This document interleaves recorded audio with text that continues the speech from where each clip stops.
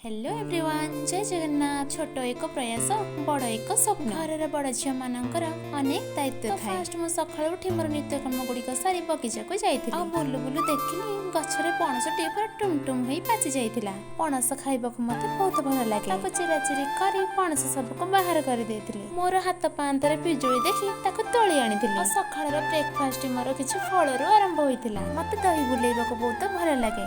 दही को गुडरु गुडरु करी बुलेइ सेतिर लहुणी बाहर कर देइथिली। आउ एपटे सुंदर निर्मल आकाशटी मेघाच्छन्न होई जाइथिला। देखो वर्षा पड़िबा मध्ये आरंभ होई गला। आउ सेतिके बेले पापा मो पई नै आस्थिले मोर फेवरेट जामकोली। जामकोली सबको धोई बीट लूण लंका गुंड देई प्लेट रे प्रस्तुत कर देइथिली। तापर मोर मन होइथिला किछि चटपटा आइटम खाइबा पई। मन हेइछि माने खाइबाटा भी हबो। मटर ओ सोला देई तयारी कर देइथिले सुका मटर मसला। तो फ्रेंड्स, वीडियोटी केमिति लागला कमेंट रे निश्चय जणाइबे। हां, लाइक और सब्सक्राइब करबा पई जमारे भूलिबेनी। रहिली, बाय बाय।